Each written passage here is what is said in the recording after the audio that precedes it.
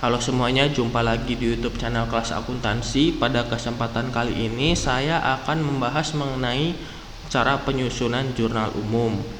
Pada kesempatan kali ini saya memiliki contoh soal, yaitu Tuan Altaf dan rekan yang mendirikan perusahaan jasa kantor akuntan publik.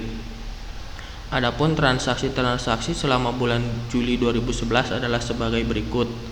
Di sini ada transaksi dari tanggal 1 hingga tanggal 31 Juli 2011. Lalu yang diminta adalah mencatat transaksi-transaksi tersebut ke dalam jurnal umum. Nah, saya telah membuat tabel untuk menyusun jurnal umum yang terdiri dari 5 kolom, yaitu ada kolom tanggal, kolom akun, kolom ref atau referensi, kolom debit, dan kolom kredit. Nah, untuk teman-teman yang baru mempelajari cara menyusun jurnal umum, teman-teman harus memahami konsep dasar. Konsep dasar ini adalah cara untuk mengisi akun di bawah ini, apakah harus diletakkan di kolom debit atau harus diletakkan di kolom kredit.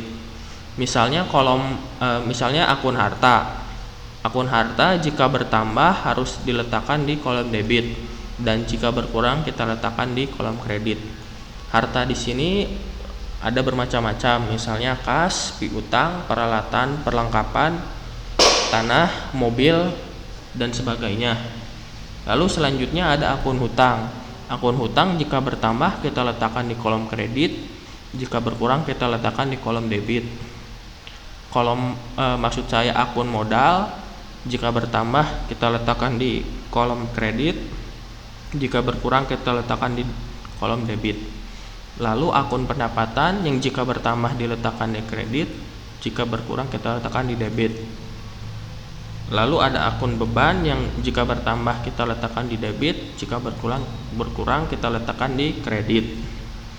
Untuk bisa memahaminya, langsung saja kita mulai pembahasannya. Dimulai dari tanggal 1, Tuan Altaf menginvestasikan uangnya 750 juta rupiah. Lalu kita tulis di sini tanggal 1 pada kolom tanggal menginvestasikan uang 750 juta. Berarti kita tulis kas yang bertambah 750 juta dan modal yang bertambah, yaitu uang pribadi Tuan Altaf untuk mendirikan perusahaan jasa kantor akuntan publik, 750 juta rupiah. Nah, penempatan kas di debit ini sesuai dengan pedoman awal. Kas ini termasuk ke akun harta yang jika bertambah kita letakkan di kolom debit. Lalu ada akun modal. Modal bertambah kita letakkan di kolom kredit. Dalam hal ini 750 juta rupiah. Lalu untuk teman-teman pahami di sini, jika kita mengisi di kolom kredit, maka untuk keterangan akunnya harus kita letakkan agak ke kanan. Nah, selanjutnya pada tanggal 2 Juli dibayar sewa kantor sebesar 25 juta rupiah. Dibayar sewa kantor berarti kita tulis sebagai beban sewa. Lalu kas. Beban sewanya senilai 25 juta rupiah. Nah, untuk membayar sewa kantor tentu harus mengeluarkan uang berkurang atau kas ini masuk ke akun harta yang jika berkurang kita letakkan di kolom kredit, 25 juta rupiah. Sementara untuk akun beban yang jika bertambah kita letakkan di kolom debit. Lalu pada tanggal 5 Juli membeli perlengkapan kantor 30 juta rupiah dari PT Sahabat secara kredit. Membeli, jadi perlengkapannya bertambah. Lalu kita tulis senilai 30 juta rupiah. Nah, di sini teman-teman lihat membeli perlengkapan secara kredit. Jika membeli perlengkapan secara kredit berarti perusahaan berutang. Berutang berarti kita tulis utang di sini. Jika utang bertambah maka di kredit senilai 30 juta rupiah.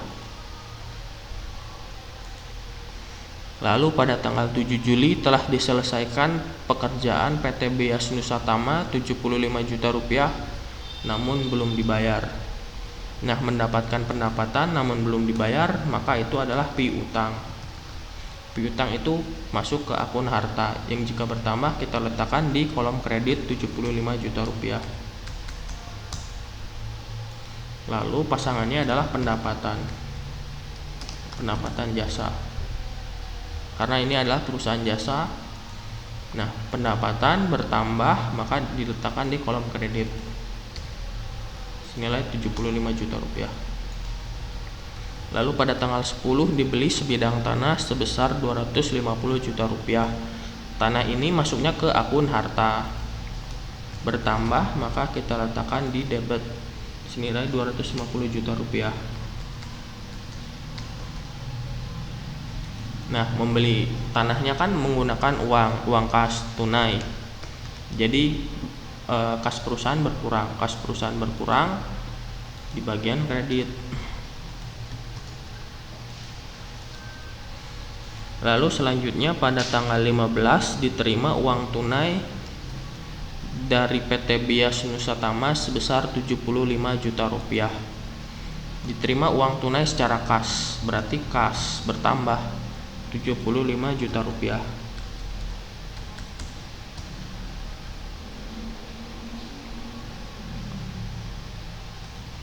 Dan pasangannya adalah pendapatan senilai 75 juta rupiah. Lalu pada tanggal 20 telah diselesaikan pekerjaan PT Danu Utama 125 juta rupiah namun belum dibayar. Belum dibayar dan merupakan pendapatan, berarti kasusnya sama dengan tanggal 7.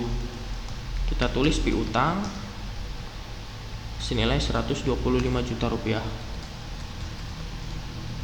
Pasangannya pendapatan jasa.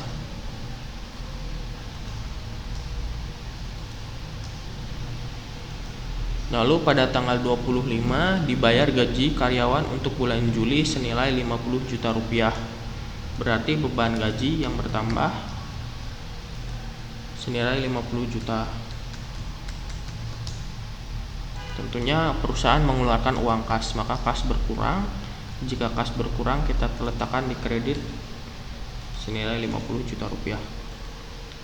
Lalu pada tanggal 25, masih di tanggal 25, dibayar beban listrik, telepon dan sebagainya 17.500.000. Sama seperti beban gaji namun beda keterangan. Beban listrik dan telepon kita letakkan di debit, karena beban bertambah kita letakkan di debit sesuai konsep dasarnya senilai 17.500.000. Nah, untuk membayar beban ini perusahaan mengeluarkan uang kas. Uang kas berkurang kita letakkan di kredit. Lalu tanggal 26 dibayar sebagian utang kepada PT Sahabat 15 juta rupiah.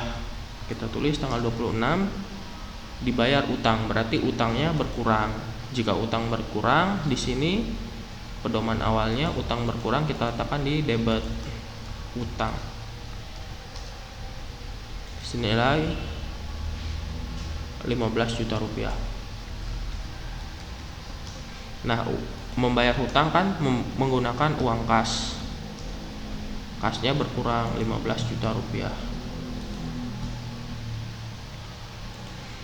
Lalu tanggal 27 Tuan Altaf mengambil uang tunai 45 juta rupiah dari perusahaan untuk kebutuhan keluarganya. Nah, di sini berarti keterangannya kita tulis sebagai prive senilai 45 juta rupiah. Untuk teman-teman yang baru belajar dan belum mengerti apa itu prive, jadi saya terangkan dulu. Prive adalah mengambil uang perusahaan untuk keperluan pribadi sang pemilik. Berarti kan mengambil uang perusahaan berarti kas perusahaan berkurang. Jadi kasnya kita letakkan di kredit senilai 45 juta rupiah. Nah, untuk prive ini berarti kan masuknya ke akun modal. Jika modal berkurang, modal perusahaan berkurang, maka kita letakkan di kolom debit. Dalam hal ini adalah prive. Prive mengurangi modal perusahaan, maka kita letakkan di kolom debit. Pasangannya kas yang berkurang di kredit. Lalu pada selanjutnya tanggal 27 Juli dibayar beban keamanan 5 juta rupiah. Beban keamanan kita letakkan di debit. Pasangannya kas yang berkurang, kas perusahaan berkurang 5 juta rupiah. Yang terakhir tanggal 31 beban lain-lain di debit. Beban bertambah di debit senilai 2.500.000. Untuk membayar beban mengeluarkan uang kas 2.500.000. Nah, lalu kita total kolom debit dan kredit.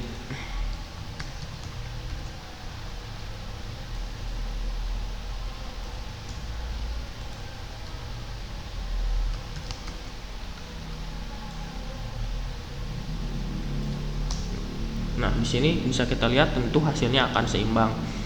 Karena jika kita mengisinya di kolom debit, harus juga kita isi pada kolom kredit. Sekian pembahasan mengenai penyusunan jurnal umum. Semoga teman-teman bisa memahaminya. Untuk memahami jurnal umum ini, terima kasih telah menonton dan jangan lupa subscribe YouTube channel Kelas Akuntansi. Terima kasih.